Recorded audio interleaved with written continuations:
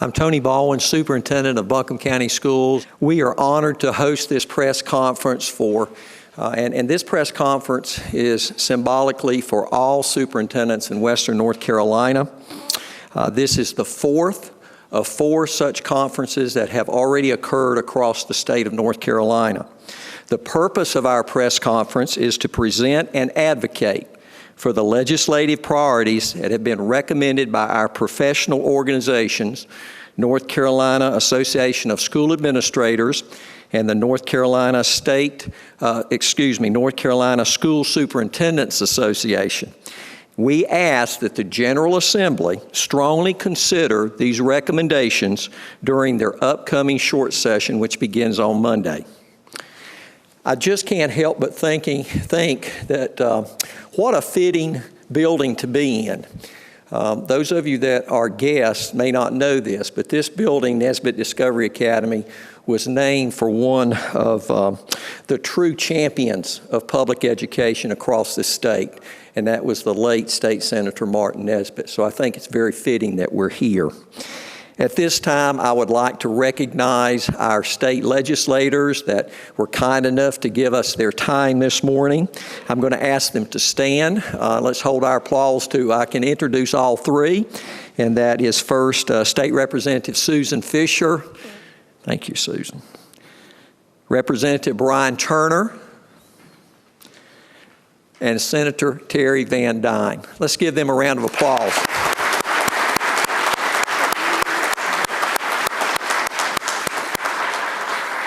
So that I don't miss anyone, I'm going to ask that you stand up as a group. If we have any elected commissioners or council members from across Western North Carolina, if you're here, please stand.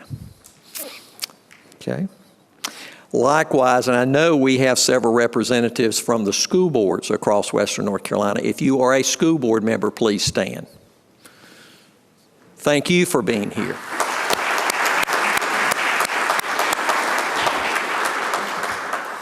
We are so proud of the quality of schools, and especially the quality of academic instruction that takes place across all of our schools in Western North Carolina. So with the help of my fellow superintendents in Region 8, we have a special video that we would like to show you. Well, let's put it this way. A picture is worth 1,000 words. So great question. I'm really glad you asked that. So why are we here? We're here not only to learn, but we're also here to figure out our place in the world. You're already attaining skills that will help you in so many other activies.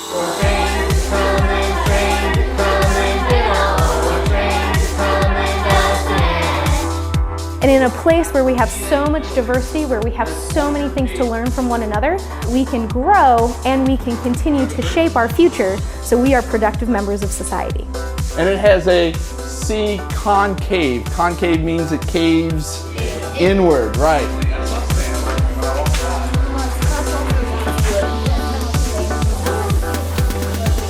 And what you're going to do is start cutting here and finish cutting here. And you're going to go slightly over the rainbow. You think you could do that?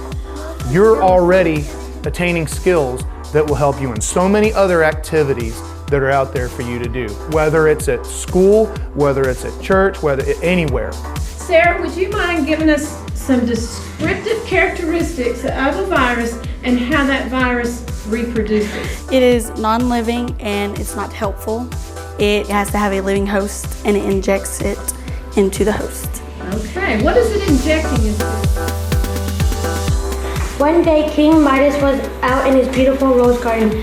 When he met a satyr, the satyr was lost, so King Midas gave him some food and directed him back to the right path. Excellent. You remember a few weeks ago, I told you need to get excited about what? It starts with the letter L. Learning. That honestly, and I say this with the deepest of hearts and the deepest of excitement, that's why I come to school. We get to learn from each other and I get to learn from you.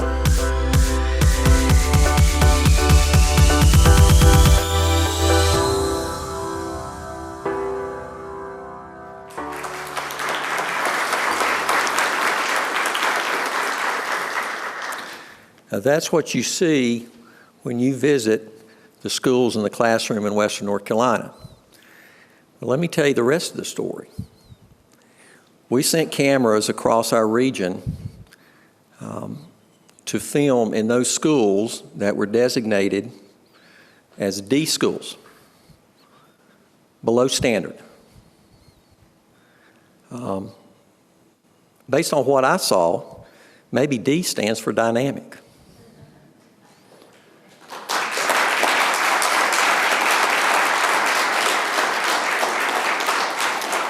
While we applaud the General Assembly's emphasis on student achievement, the current system of measurement and accountability needs to be refined. An unintended consequence of the A through F grading system has been to create an inaccurate reflection of our schools and students at a time when they are making significant progress toward meeting academic goals. Remember that the rigor and the standards have been raised considerably in the state of North Carolina, and we should be proud of that from a national standpoint. Using a formula of 80% achievement and 20% growth, 581 North Carolina schools based on last year's assessments were designated as low performing based on a statewide analysis of reading and math test scores that noted that unlike growth, student achievement clearly revealed a high positive correlation with socioeconomic status. In other words, economically challenged students were less advantaged than their peers when higher weight was assigned to achievement versus growth. It is important also to note that due to a change in the definition of low performance, that a number of those 581 failing schools actually met or even exceeded their expected growth. And let's face it, as we educators know, what's learning about? It's about improvement. It's about starting at A and ending at whatever particular level that student at that point they're tested in the school year. Growth. We strongly encourage state legislators to revise the current legislation that is set to convert the 15-point to 10-point grading scale that goes into effect on July 1st. Beyond the inherent confusion for school communities that would follow with the release of this third set of grades, the opportunity to align the accountability process with the new upcoming Every Student Succeeds Act, that's the former No Child Left Behind Act, that criteria suggests delaying any immediate change. Now let me give you some data. Based on last year's assessment data, 2014-15, and that was gathered from a total of 2,304 schools across the state of North Carolina. 640 of those schools, or 27% of school performance grades, were D's or F's. I don't believe we had any F's in Region 8, but we did have D's. Now listen to this. Had a 10-point scale been applied to that data from last year, the number of D or F grades would have risen to 640, or 70% of schools in the state. Now, for everyone in attendance, I've been in this business long enough to know there is no way 70% of schools across the state of North Carolina are below standard. In Buncombe County alone, a total of 3 schools were designated with D grades. That would have risen to 15 D schools and 15 D schools and 8 F schools had the 10-point scale been in effect. Percentage-wise, that would have represented an increase from 7% below standard to 56% of our schools. we strongly encourage the General Assembly to review and address this situation. At this time, I'm pleased to introduce Dr. Mike Murray, Superintendent of Jackson County Schools.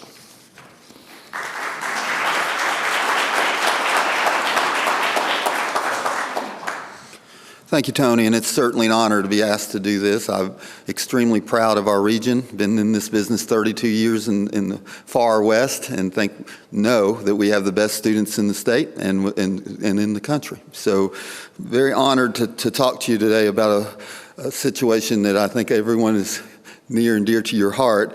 It's the increased compensation for all educators and school personnel. We all agree, and I was fortunate enough to be through some of Jack Hoke's training and had the opportunity to listen to Dr. Bill Daggett, who said that teacher is the key person. That's the person you should put on a pedestal. It's who we should all be there to support. What happens in that classroom is critical. We all agree with that, and we certainly applaud the work of the General Assembly over the last few years in regards to, especially to beginning teachers. We have master teachers that have not had a pay increase. We have educators in general that are not making a survival rate. At this time, we need to understand that all compensation for all educators should be addressed.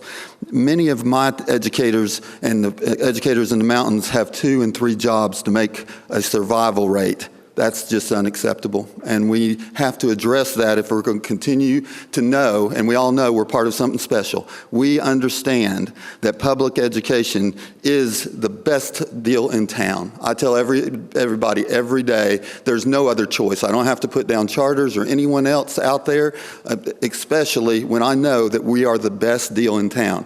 In order to say that, we have to have the brightest and best in those classrooms.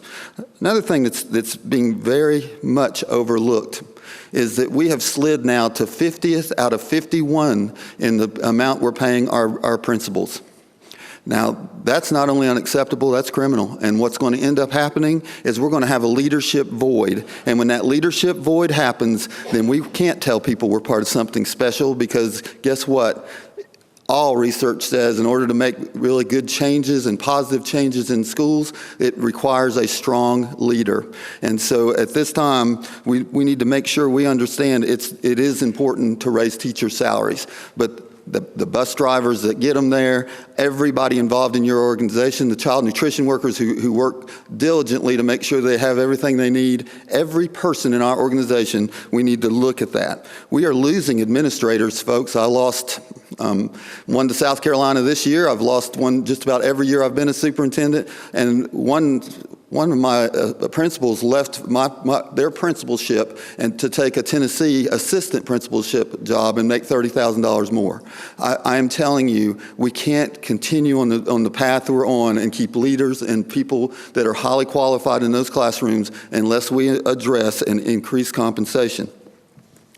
Therefore, the following message we want to send out to the General Assembly. Begin to address the teacher shortage facing North Carolina by increasing base pay for all teachers before implementing differentiated pay measures. It's important that we get that standard of living up, that we look at all of our teachers, not just the first-year teachers. I'm excited for them. I have a daughter that's in her 3rd year, and I do realize how important it is that we recruit the brightest and best. I think everybody's aware that in our local universities, they have a decrease in the amount of people that's choosing to go into education. 30% was the last I heard.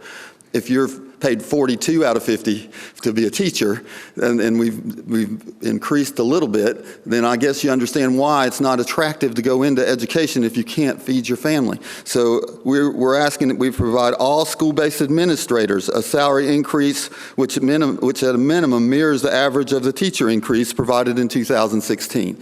Quit ignoring the leadership. We can't afford a leadership void. Overhaul the principal's salary schedule to ensure it provides adequate compensation and yearly pay progression to facilitate recruitment and retention of effective school leaders. I had an assistant principalship open up at the beginning of the year this year in Scotts Creek Elementary, and I just filled it a month ago. So all year I've been waiting for an administrator that could move into an AP role. I'm just now hiring a principal that I've had to look far and wide to find principal candidates. Western Carolina University is no longer having enough to sustain their program for administrative candidates. It's not smart to leave the classroom if you can't get compensated for the amount of stress and pressure. There are folks who have had heart attacks in this business that are leading schools because of the pressure that they're dealing with every day, and yet they're not given the amount of money to make that attractive. So please keep that in mind as you're looking at this. Provide salary increases to all school personnel in 2016 in recognition of their commitment to serving North Carolina students and to correct the lag between inflation rates and their pay in recent years. It's shameful if you look from 2008 on at the charts, and I think all of you have, as to what we're paying people to do the most important job in the world. It's an honor to serve kids in Western North Carolina, but our employees should not have to struggle to make a living to do it. So please consider that when you're going into short session. Thank you.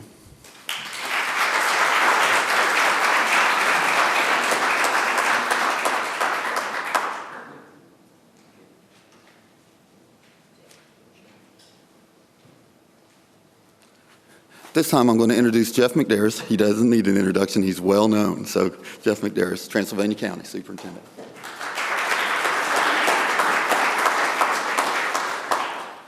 Thank you, Mike. Good morning. Thank you for having me here. From 2008, 2009 to the 2015-16 school year, our state student population increased dramatically. However, while membership increased, the state dollars allocated per student dropped.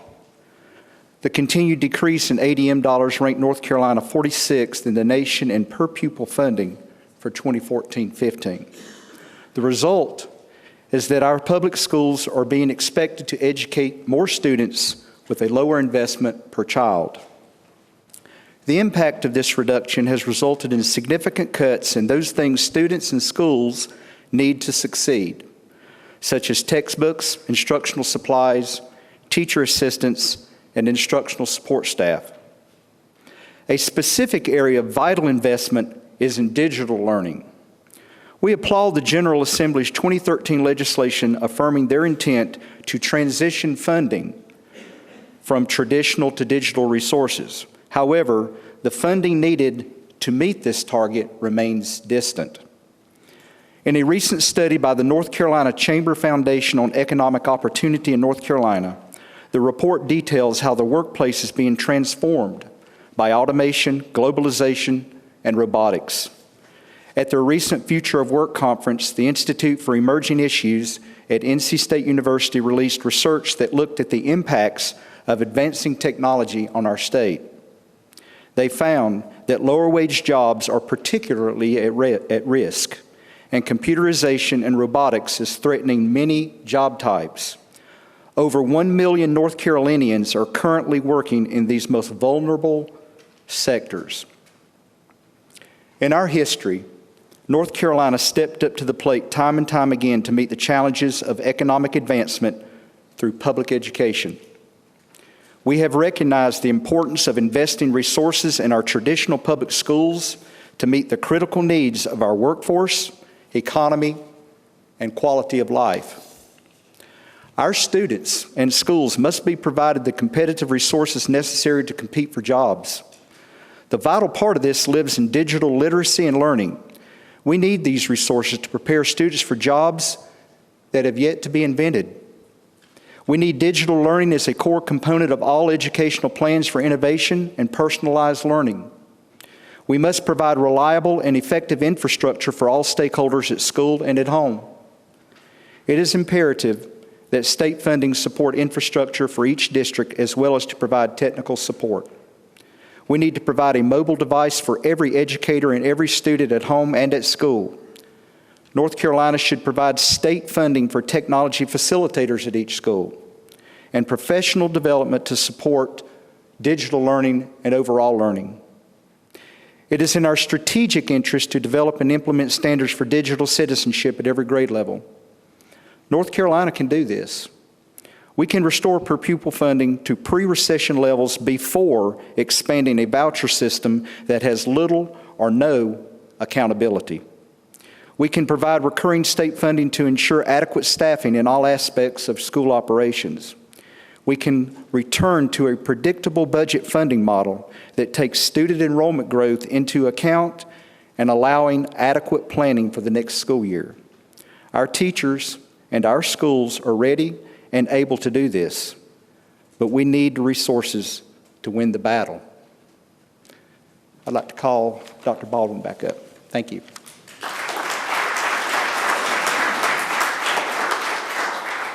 Bill Miller, Superintendent of Polk County, was scheduled to be here, and I got a call from him about 30 minutes ago. He is at an orthopedic surgeon's office this morning and could possibly have fractured his ankle, and we both agreed that it's probably a fracture at our age is better than a sprain, because a sprain would take a full year to recover. So our thoughts and prayers are with Bill. I want to talk to you about accountability in school choice options.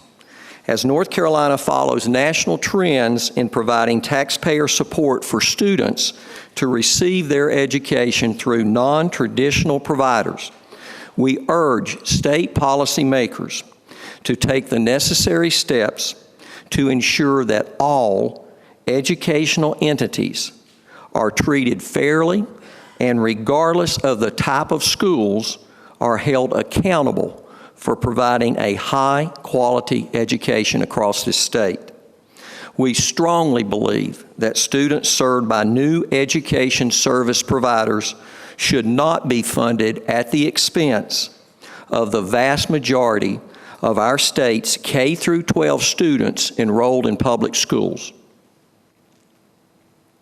During the upcoming legislative short session, we ask the General Assembly to, number one, reject the Achievement School District proposal in favor of creating an environment that allows for a school to transform itself within its local school district structure by allowing it to adopt a principal turnaround model. And we've had that model in place, as we all know, and granting the school all the flexibilities that are currently enjoyed by charter schools.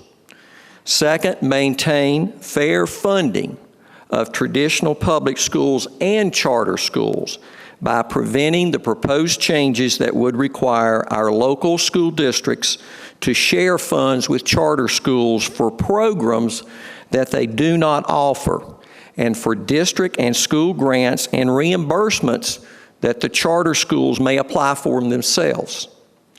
And finally, ensure a rigorous learning environment for all North Carolina K through 12 students by requiring every educational entity that receives state funding to be held accountable under the same high standards that now govern traditional public schools.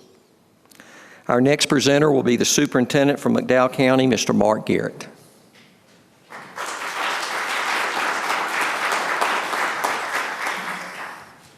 Good morning. It's my pleasure to stand before this esteemed group today and share the following about some regulatory reform that can take place to assist our jobs in our local school systems. North Carolina is facing a shortage of teachers to teach a student population that is continuing to grow in the state. Unusually high vacancies for high-quality teachers exist in many districts and are not limited to the traditionally hard-to-find areas such as math, science, and special education that have been going on for years.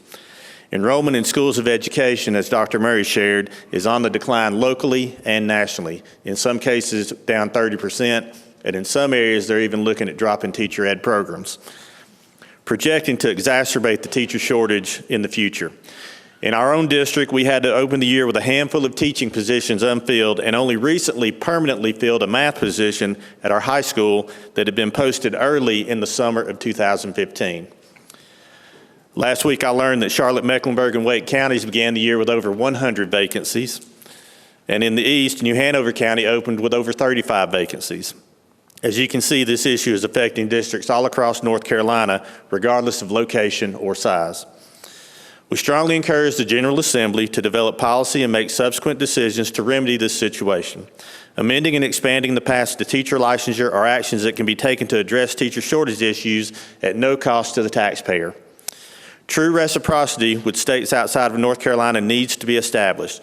Policymakers should waive our state test for teachers who have completed teacher education programs in other states and have met that state's requirement for a teaching license.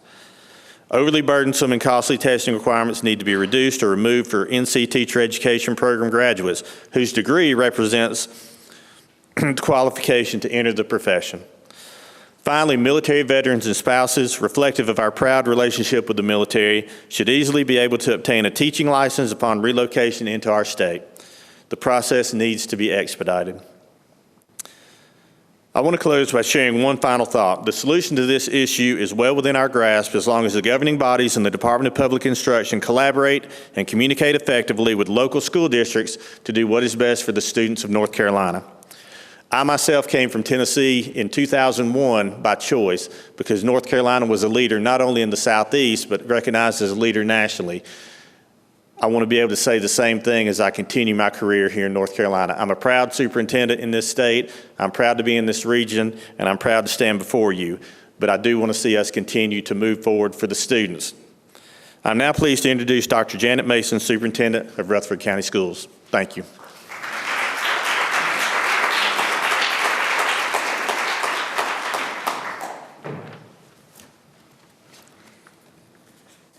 Good morning. I'm very honored to be here today and to be a part of this effort to advocate for issues that are critical to the success of Western North Carolina students and indeed all students across North Carolina.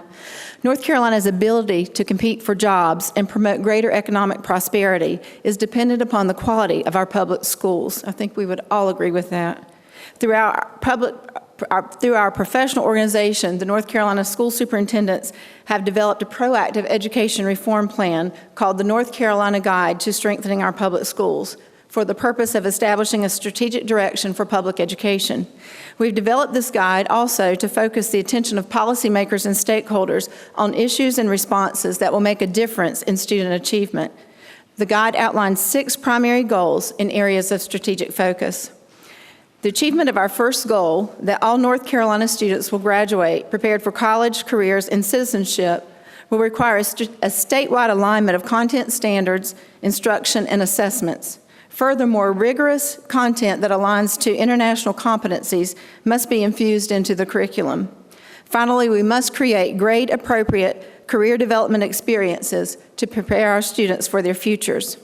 Secondly, school districts will use multiple balanced and appropriate assessments to measure student growth and achievement. We need to limit the number of summative assessments at all levels, but in contrast, increase the use of formative assessments to monitor student learning.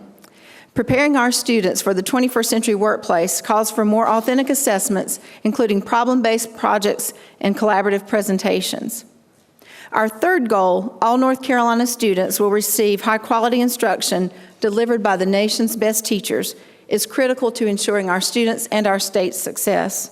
A stable, consistent timeline that provides high-quality professional development for our teachers is needed for implementing revised curriculum standards. Dedicating funds for our teachers to be trained and to obtain access to instructional resources and digital tools is essential to this function. North Carolina needs to embrace digital learning to transform public schools and communities, and that is the fourth goal in our plan. This goal recognizes that our students clearly represent a generation of digital learners. Digital learning must become a core component of all instructional plans.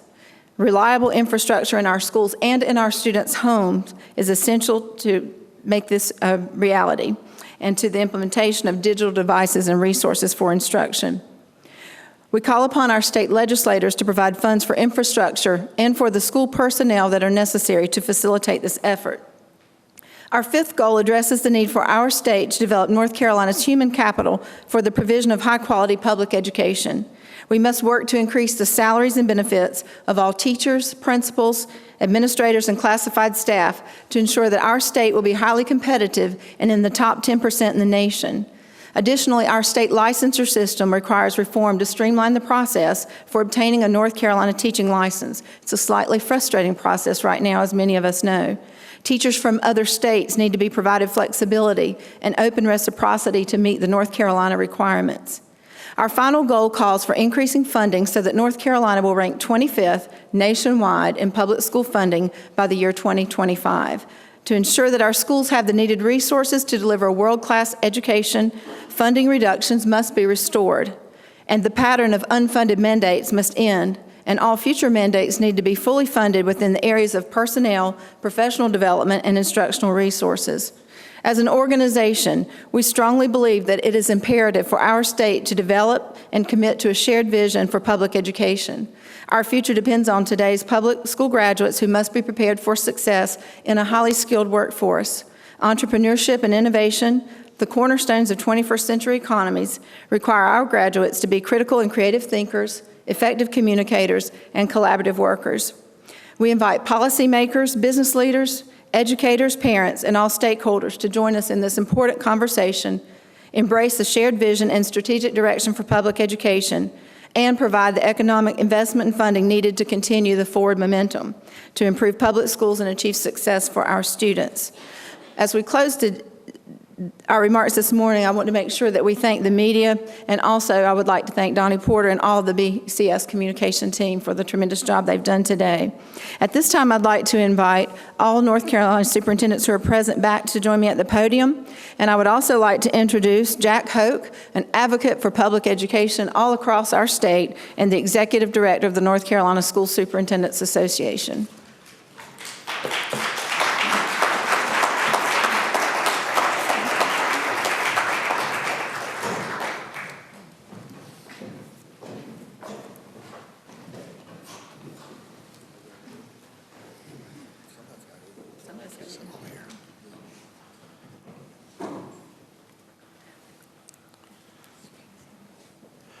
What a beautiful day to be in Asheville, North Carolina. I am proud to stand here as Executive Director of the North Carolina School Superintendents Association.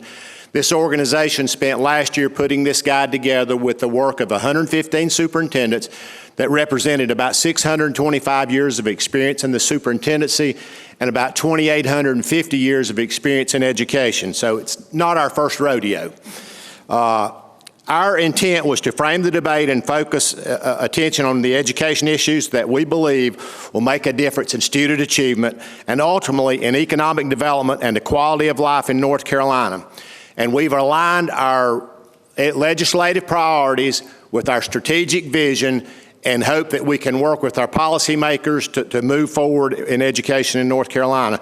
And I feel very strongly that we have 1.5 million students in the state of North Carolina, and we have to be the voice for those children who don't have a voice.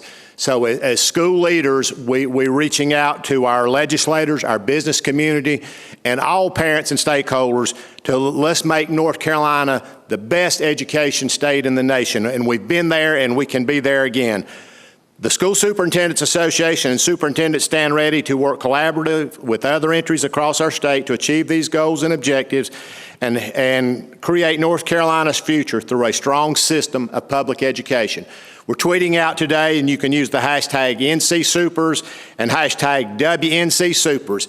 Thank you for being here. I'll turn it over to Tony Baldwin, who will give us a little direction on any media interviews and requests.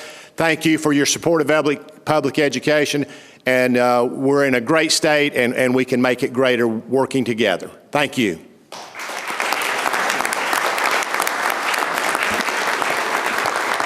Thank you, Jack. And for our superintendents, I think we'll be here. Our Gates County superintendent might need to leave a little early to get back on the road, but we'll certainly be here.